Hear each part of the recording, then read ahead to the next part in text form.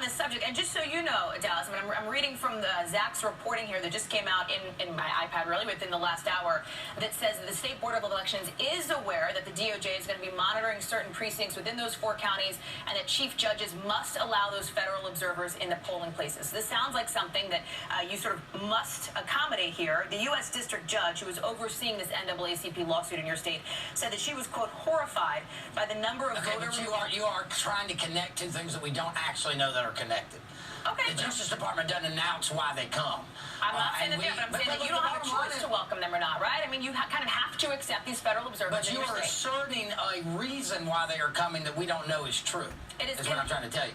But the bottom line is, look, we're glad to have them. It's great. Look, these are the same career, nonpartisan professionals at the Justice Department that are investigating Hillary Clinton's email problems and investigating the Clinton Foundation scandal. We welcome them to North Carolina. We are an open book at the Republican Party. We have pretty good election procedures in North Carolina.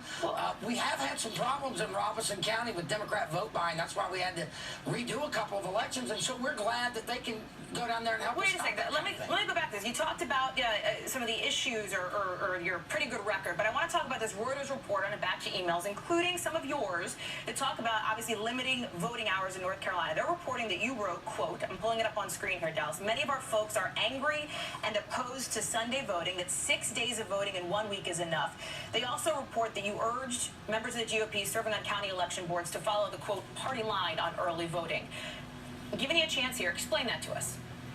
I mean, we have a partisan system. We gave them some legal advice. The bottom line, though, is we have conducted this election under virtually all Democrat rules. We voted on Sundays. Look, there's some people in the Republican Party that do think that 6 days a week is enough of voting. I mean, we have 17 days of early voting. I assume that you are in New York or New Jersey, where they have not one single day of early voting, not one.